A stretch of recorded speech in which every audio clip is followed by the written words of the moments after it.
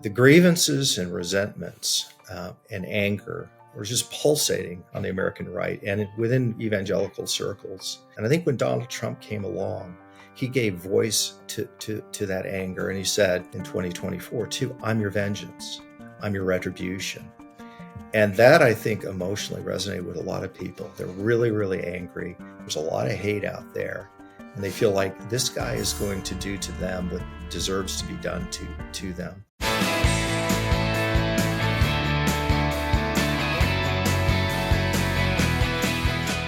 Hello and welcome to the Bulwark Podcast. I'm your host, Tim Miller. Wanted to say thanks for the kind words to everybody who saw me out at Jazz Fest this weekend. A lot of Bulwark folks out there. We were blessed with great weather, wonderful music.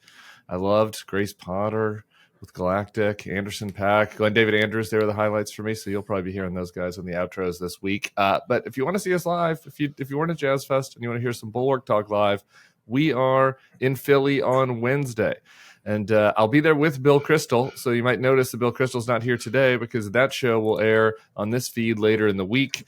But if you're in Philly, New Jersey, Delaware, anywhere on Amtrak, be impulsive. Come grab tickets, thebulwark.com/events. We'd love to see you on Wednesday night in Philly. Okay, today's guest, somebody that I've been wanting to have for a while, one of my favorites when Charlie was in the chair, Peter Wehner, contributing writer at The Atlantic and The New York Times.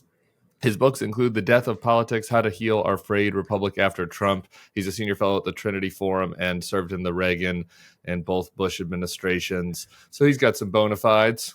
Mr. Wehner, thanks for doing this, brother. Great to be with you, Tim. Thanks for having me on. I'm excited. Okay. Well, I guess we got to talk about one of your colleagues first. From those administrations, Bill Barr. Well, this is the story of our life, right? Bill Barr, both him and Mitch McConnell over the weekend did the I'm for the nominee two-step, but I don't really want to say his name. But Bill Barr was the most obnoxious of the two. So we're going to listen to him. It's kind of a long clip, but I think it's important to hear his whole argument for why he is supporting Donald Trump and why he thinks Joe Biden is a greater threat to democracy. Let's listen to Bill Barr. How can you see that and say that Biden is a greater threat to democracy? Well, where are we losing our freedoms? How are our freedoms being constrained? They're being constrained by the progressive government. And, democracy, especially, from the Anglosphere democracies, the Five Eyes and so forth, the threat's never been for autocratic government on the right. But how specifically is Biden threatening democracy? The threat to freedom and democracy has always been on the left. It's the collectivist, socialist, agenda. And that is where we're losing our freedom. Parents are losing the freedom to control their children's education. People can't speak their mind without losing their jobs and things like that.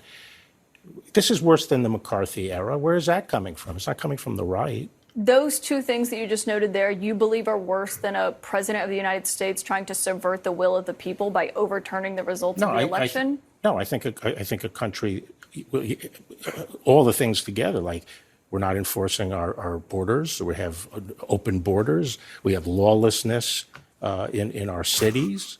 We have regulations coming fast and furious, so telling people what kind of stoves they can use and what kinds of cars they have to drive, and eliminating cars and so forth. Those are the threats to democracy. Eliminating cars is a threat to democracy, Peter. That's really something. He's really churning himself up there, trying to stick the landing. I don't know. What did you think about William Barr? Yeah, I thought it was disgraceful. I thought it was actually a very helpful insight into a ossified and deeply ideological mind. I mean, this is a person who simply cannot vote Democratic under any circumstances. He basically admitted as much. I think part of that is, the habits of a lifetime, that he is so used to, like a lot of Republicans, having this sort of Manichaean struggle. And they're on the right side, and Democrats and liberals are on the wrong side. So I think to some extent he's reverting to form, but it was embarrassing, I'd say, for a couple of reasons. I mean, let's just take some of the particulars that he mentioned, the open borders. It was a Republican Party, not the Democratic Party, that sabotaged the strongest border bill probably in our lifetime that Joe Biden supported. And why did the Republicans sabotage the border security bill? Because Donald Trump told them, because they wanted chaos on the border. He talks about law and order, crime in the streets. 2023, we're having a record drop in violent crime and murder rates after they went up under Trump. Now, that was in 2020 because of the pandemic, and that has to be taken into account. The reality is that this hellscape, this dystopia that people like Bill Barr describe America as being, is contrary to the facts. But beyond that,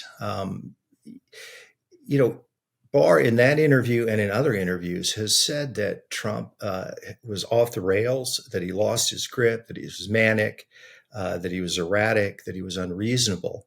He basically has described Donald Trump as a sociopath, as psychologically deeply unwell. And yet he cannot bring it within himself, even if he said, look, I can't vote for Biden out of good conscience. But he says he's going to vote for Trump. The last thing I'll say is that this is a reflex that I see from a lot of people on the right, which is they try and portray Joe Biden as if he's AOC. I think in a lot of respects, Biden is something of a bulwark against the worst tendencies in the left. Not in every respect, but in important respects. So, look, I think the whole thing was jumbled, and I think it was an embarrassment, but it was helpful because it is a window into a mindset that's quite alarming. Yeah, it's a very good debunking of all of his arguments, though. It's funny, even if they were all true, it still feels like a pretty weak argument, right? Even if Joe Biden was for open borders, and even if we're at risk of losing our freedom to buy the car of our choosing, like that still would pale in comparison to what Trump did. The one thing I thought was interesting, the answer that was kind of revealing, was the word Anglosphere.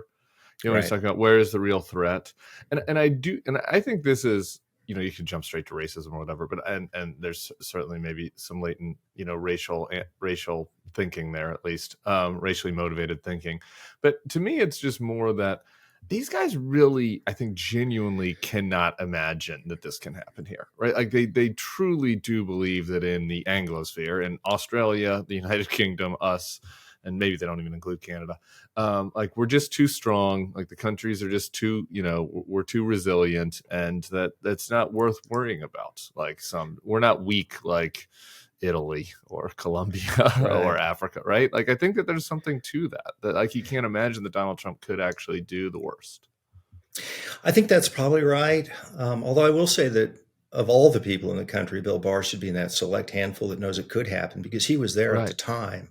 I mean, he was the one that was getting orders from Trump to try and overturn the election. He saw Trump up close, and we know that we were much closer to losing democracy than we may have thought of it at the time, if not for a few key people, including Mike Pence and Barr, making the right decision.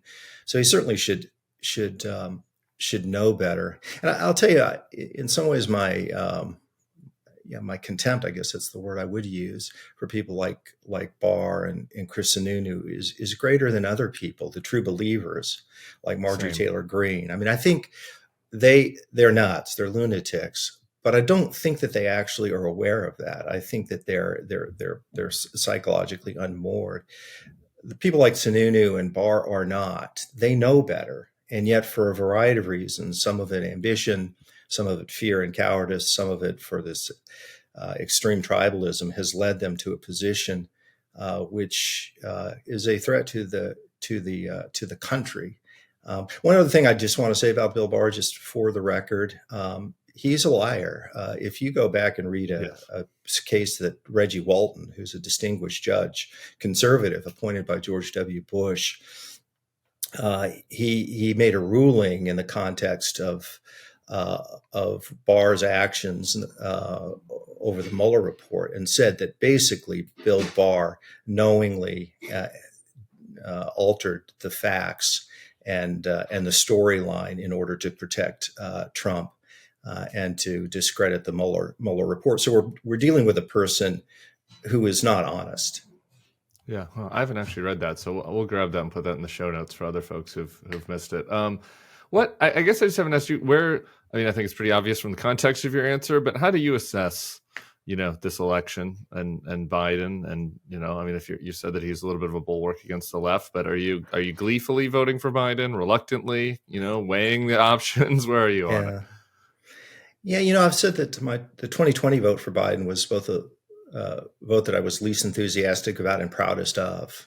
Least enthusiastic because I'm still a conservative, and Joe Biden's never been my ideal candidate, my cup of tea as a candidate, and his age concerns me, and other things concern me about him. So I wasn't somebody who was enthusiastic about him. On the other hand, I consider it the most important vote that I cast because of the nature of the threat from Donald Trump. And I'll feel that way in 2024. I will also say this, that if you had told me, in mid-November 2020, that this is where we would be in April of 2024 in terms of Biden's stewardship of the country, I would have taken it. I think he's made mistakes for sure. I think the withdrawal from Afghanistan was a huge mistake. There've been some other errors that he's made, but overall, I think his stewardship has been pretty good. He's gotten some good legislation through. And the other thing is just the objective metrics of the country are in pretty good shape. Whether you're talking about job growth, economic growth, inflation now is the lowest in the industrialized world.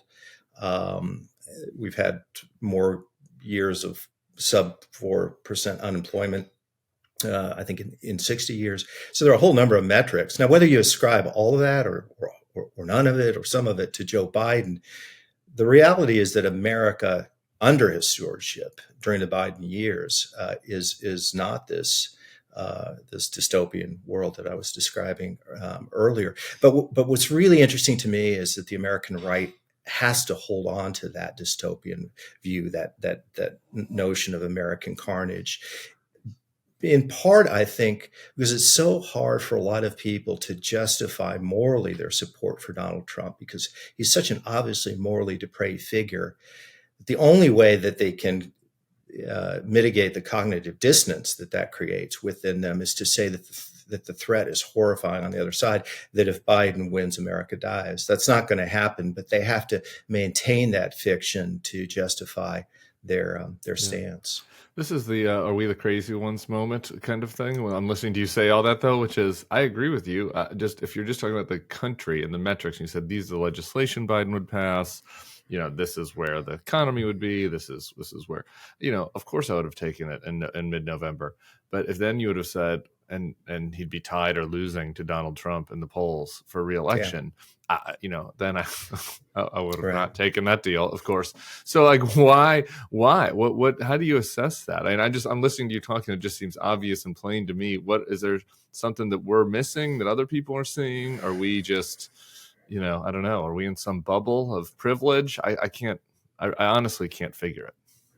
Yeah, it's a hard one. Some of it I imagine is an overhang from the pandemic, that there's just an attitude of a kind of depression in the country, and that's not unusual. I mean, when you have a pandemic of the size that we had and the world had, that has ramifications, psychological, emotional ramifications, and so I think people are just looking out at things and seeing it through a dark prism. So I think part of it is that.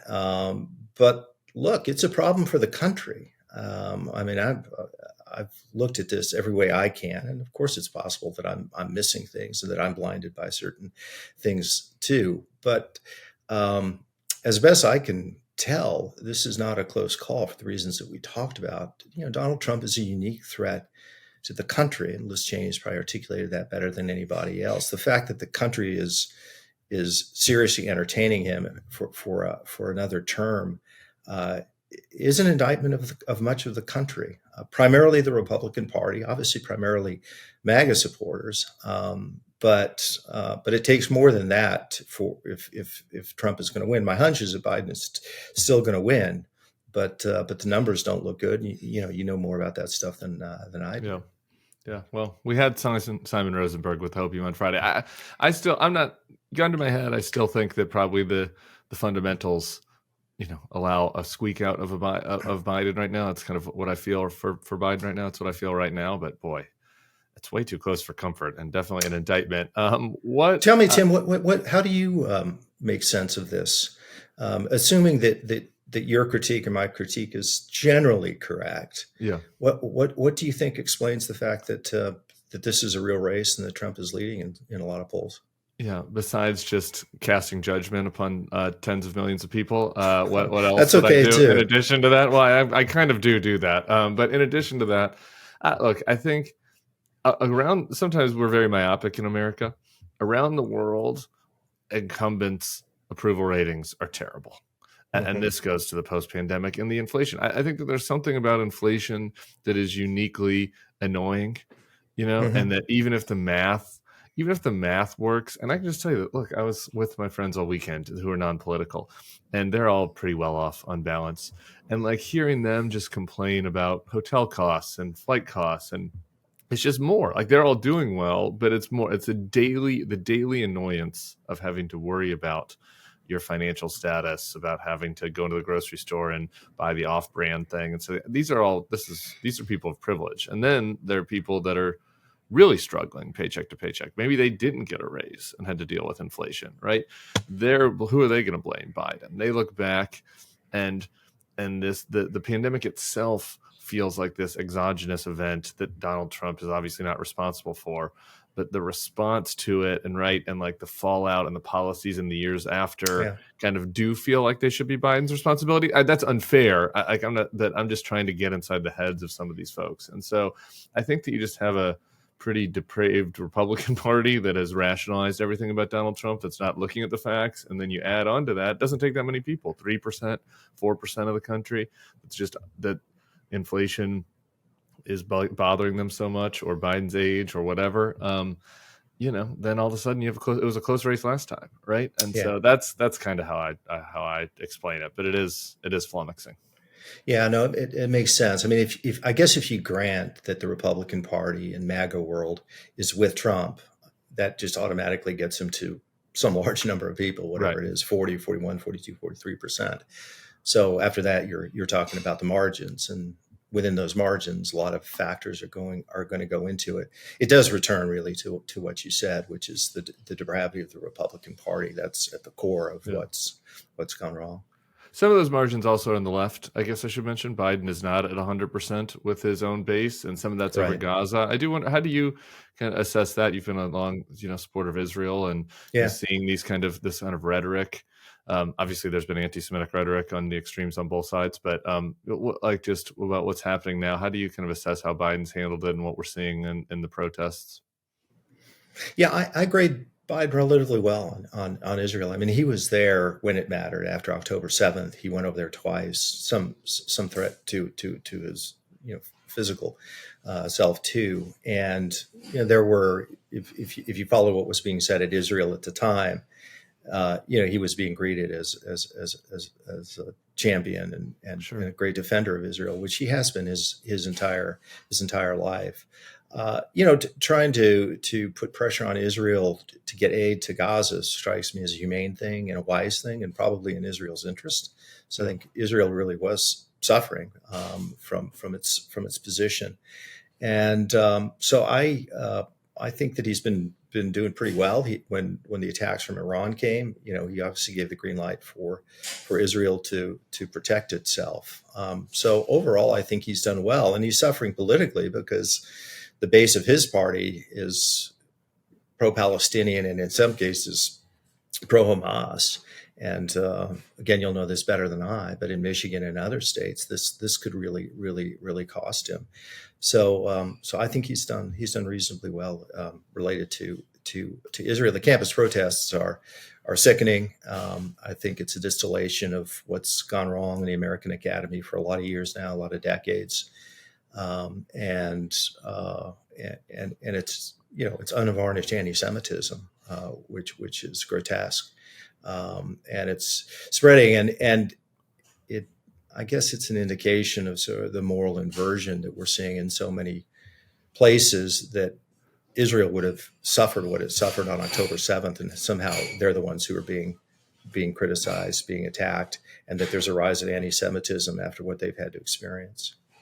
For sure. I always want to say, like, there's certainly earnest, well-intentioned people that are part of these protests, but you have to be. I get complaints from some people who I think are very rightly and very worried about a famine, frankly, that is potential that the potential for a famine in Gaza, and like the very real humanitarian problems in Gaza. And I'm totally sympathetic to all that. I know you are too. Problem is when you're at these campus protests and there are signs that are where you're part of the that are on the same group as you, and these signs say things like when people are occupied, resistance is justified, and Right. No Jews allowed on campus until Israelis move back to where they come from, Europe or America. And like that's not a direct quote, but that sign was on my alma mater's campus this weekend. You just can't associate yourself with that kind of thing. Like maybe there needs to be a splinter protest, right, where people are focused just on the plight of the Palestinian people, and it's not about at best anti-Zionism and certainly at worst anti-Semitism in many of these cases on these campuses. Yeah, and it's really fused. I mean, one can obviously and rightly feel sympathy for the innocent Palestinians who are dying. The degree to which that movement has fused into a pro-Hamas, anti-Semitic movement against Israel is really disquieting, and it's not helping the cause of the Palestinians. I also wonder, just more broadly back to Biden, all of this together, world events, Ukraine, Israel, and others, creates a sense of uncertainty in the world, disorder in the world, and chaos. And I think that Biden is paying for some of that too. I don't blame him for these events. I actually think, as we've talked about in Israel and also Ukraine, he deserves credit for it. But it's the ambiance, it's the frame that people are seeing. I agree with that. One positive in that you mentioned Ukraine and the world chaos is our friend Mike Johnson, who somehow has, I think I said on a different podcast, is Saul on the road to Damascus here. What do you assess that? I think that there is potentially a religious underpinning here. I think that he was impressed upon by Ukrainian Christians, and I think that there was a genuine element of feeling like he had a religious obligation, a moral obligation, maybe a better word, to do the right thing here, which is refreshing. I mean, I guess, should it be refreshing? Shouldn't all of our politicians feel moral obligations to do things? But it's a change of pace from what we've seen in the MAGA party. How did you assess Mike Johnson's conversion? Yeah, I give him a lot of credit. He did something. He did the right thing, and he did the right thing at a cost. There was a threat to his speakership. Now, I think he wisely set this up, that he was pretty confident that in moving forward with the aid to Ukraine, Israel, and Taiwan, it wouldn't cost him a speakership. He wasn't sure about that, and he did change his mind. And he is pushing back against the MAGA wins on this.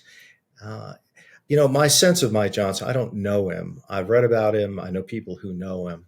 I think his faith is authentic.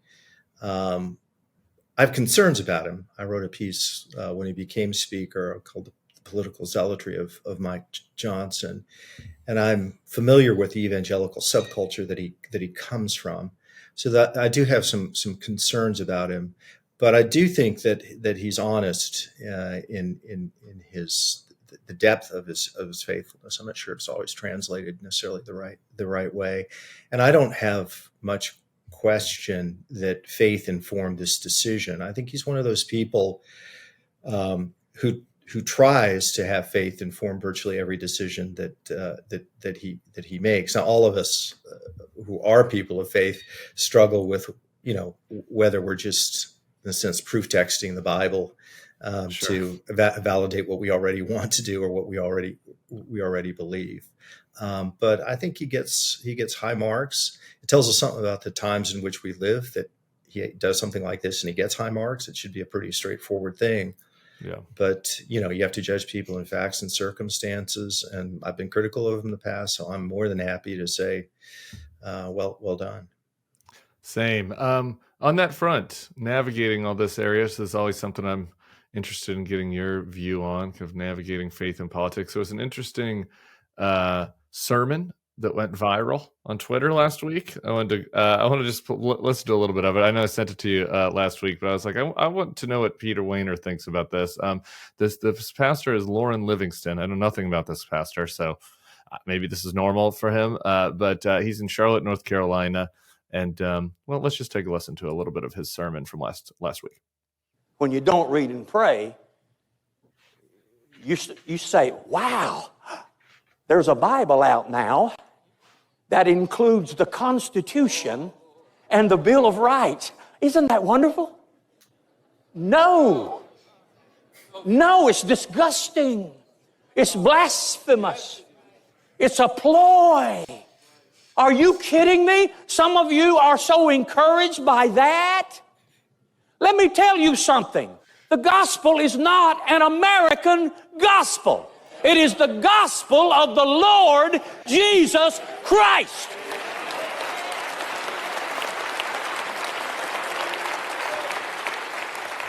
But Pastor, I bought the Bible. Really?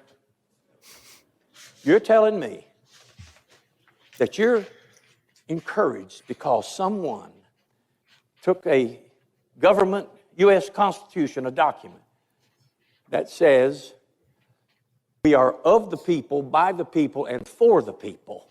The people, the people, the people. And you have put it right beside the Word of God, which is eternal, unchanging, which says, of Him, by Him, through Him, to Him, from Him are all things. And you're going to put those together and be happy about it? God forbid. Obviously, this stuff is just maybe refreshing, I think, always. That's why this goes viral now. Would this have gone viral 10 years ago? Probably not. But people are like, oh, an evangelical sounding Southern guy that is not doing Trump apologia from the pulpit. But anyway, what was your reaction to that? Yeah, I'll take it. I'll take it. It's not exactly my style, and that's an evangelical Southern North Carolina pastor, and I bet my bottom dollar he's pastor of a non-denominational church down in North Carolina. But look, I think what he was saying was at its core basically right. I mean, he's certainly right when he said it's not an American gospel. And this is a lot of the confusion with Christian nationalism, which is the fusing of nation and Bible and Christianity. And I give a guy like him a lot of credit because I'm guessing his congregation is predominantly Republican and conservative. And he's pushing back really, really hard about this fusion of church and state. So, my own view in terms of as a person of the Christian faith, and my journey was a long one, was that there is an intersection between faith and politics. And people of faith should care about politics because politics, while it's about a lot of things, is ultimately about justice and the human good and human flourishing. And you can't be indifferent to that. For a Christian, it's the whole idea of the incarnation of God coming to earth and being part of the human story, the human drama. And that has all sorts of manifestations and ramifications. So I don't know exactly where he is on this on those questions, but there's no doubt in my mind, given the context in which we're in now, where you have people like Franklin Graham and Eric Metaxas and Robert Jeffress and Jerry Falwell Jr. and on and on and on, Al Mohler, and they've they're not only voting for Trump, but they're champions for Trump, who is a man of extraordinary moral corruption.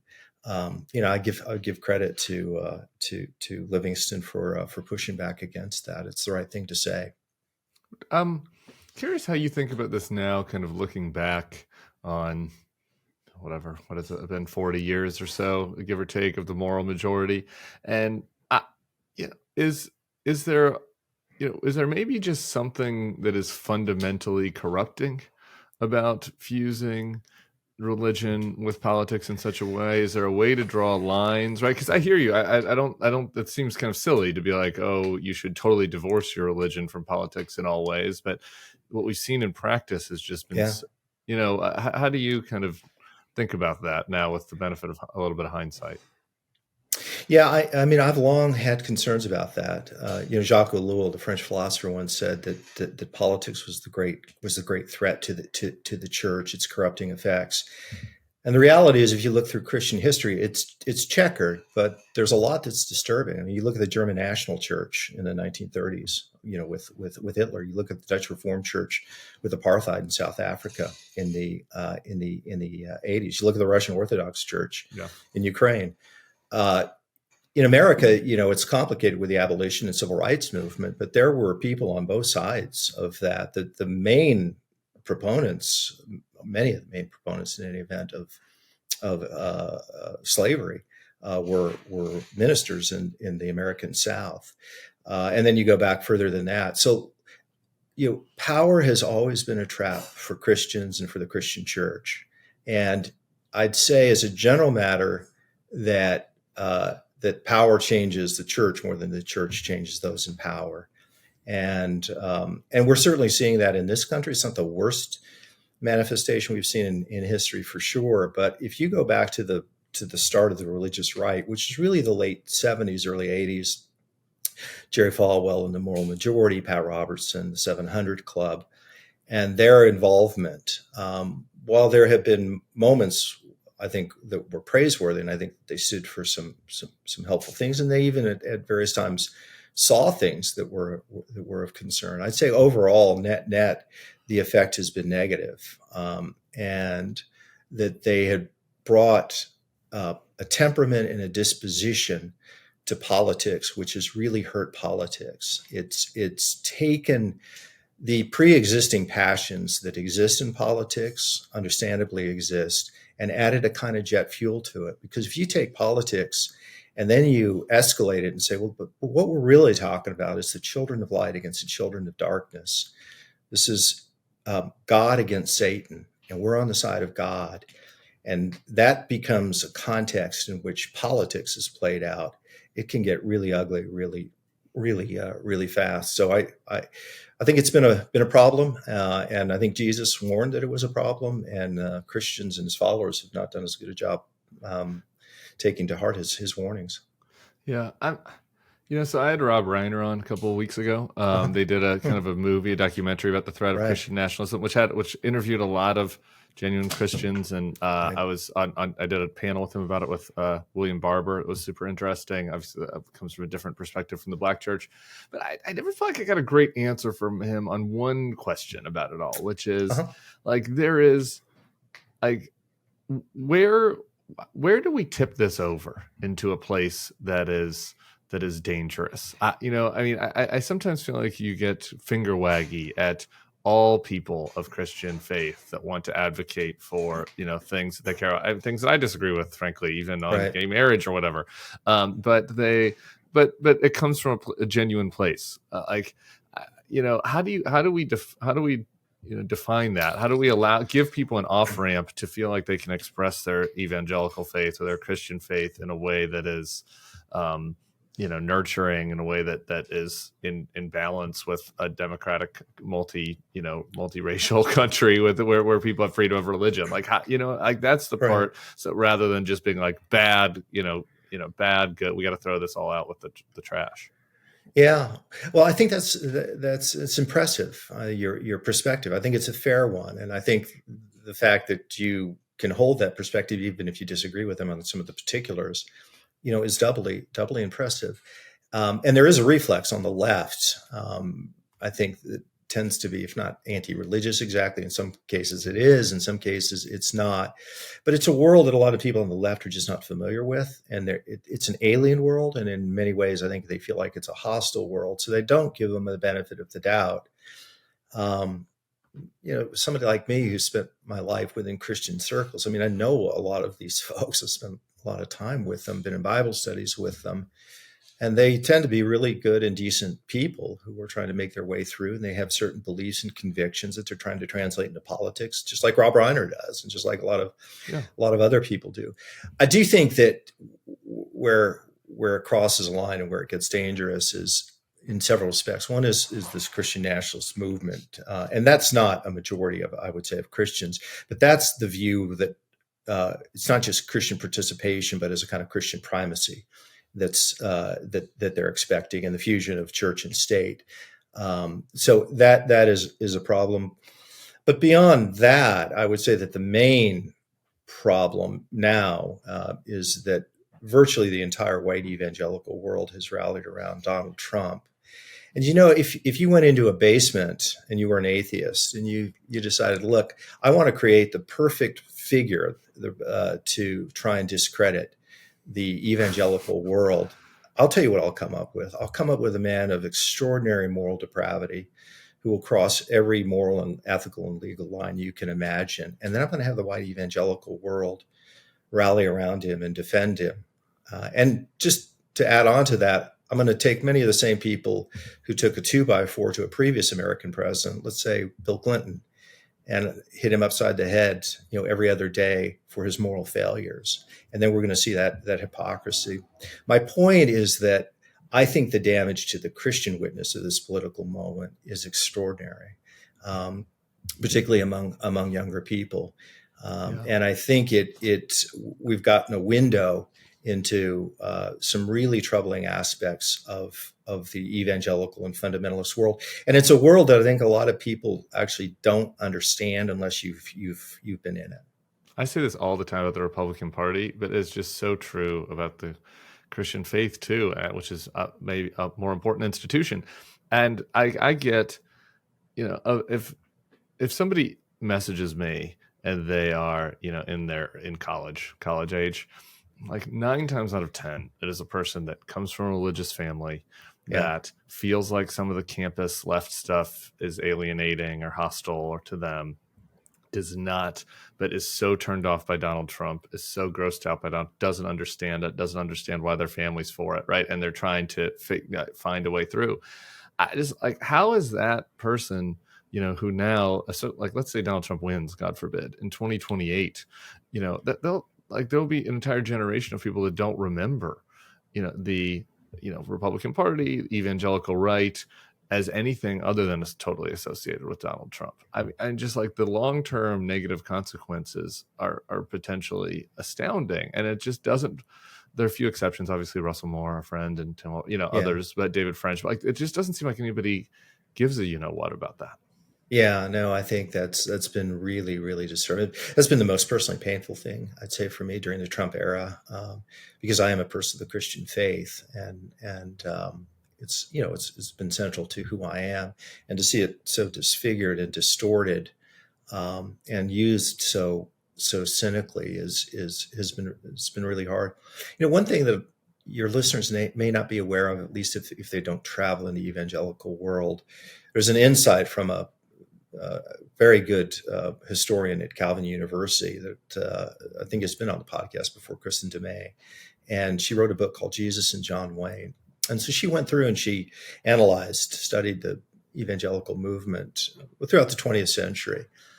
And basically what she discovers is, or what she argues, is that in many ways, Donald Trump was a personification of something that they were looking for, sort of perfect fighting machine. I think that helps to understand. It doesn't justify what they've done, but it helps people understand, because there's this obvious question, which is, look, this guy is a moral wreck. How can people who argued for the importance of virtue and moral values defend him? And I think the answer is that the grievances and resentments and anger were just pulsating on the American right, and within evangelical circles. People felt dishonored and disrespected. And I think when Donald Trump came along, he gave voice to that anger. And he said, in 2024 too, I'm your vengeance. I'm your retribution. And that, I think, emotionally resonated with a lot of people. They're really, really angry. There's a lot of hate out there. And they feel like this guy is going to do to them what deserves to be done to them. It's not a pretty side of the evangelical movement by any means. It's antithetical to the teachings of Jesus. But I think it's there. And I think Christians, if they're honest, have to name that and have to struggle with that. Okay. Before I lose you, Since I'm now in charge, and I wasn't asking questions the last 3 years, I get to ask you about an article that you wrote 4 years ago, but it was one of my favorites. It was your Christmas article 2020. So we're amidst all of the Stop the Steal nonsense. And you wrote about the forgotten radicalism of Jesus Christ, and first century Christians weren't prepared for what a truly inclusive figure he was. For people who maybe missed that or forgotten it, I'd love just kind of put a quarter in the machine and let you cook on that topic for a few minutes. Oh, thanks. Yeah. It's the reason I wrote it is because I think that a lot of people's impressions of Jesus and the Christian faith have been distorted. And I think one of the aspects of Jesus that people don't fully appreciate is just how radical he was, and that his entire ministry was directed toward the outcasts, the people who were broken, the people who were wounded. And his main conflict were with religious and political authorities. And the things that he did and the time in which he did it, the way in which he reached out to women who were second and third class citizens, people who were dealing with leprosy, people who were viewed as unclean and unworthy and sinners. And not just that he was with them, but he leaned into their life, and that he brought healing to them, and that he imparted dignity to them. It was just an astonishing thing. And, when you're familiar with a story, you just kind of read over it, but then you go back and you read the context in which these things took place, and you say, this really was a revolutionary figure, but he was a revolutionary for love. And we can all use that. Really good. Thank you for leaving us with that. Peter Wehner, please come back to the podcast. His book, The Death of Politics, How to Heal Our Frayed Republic After Trump. Thank you so much. We'll be back here tomorrow with a friend of mine coming back to the podcast. We'll see you all then. Peace.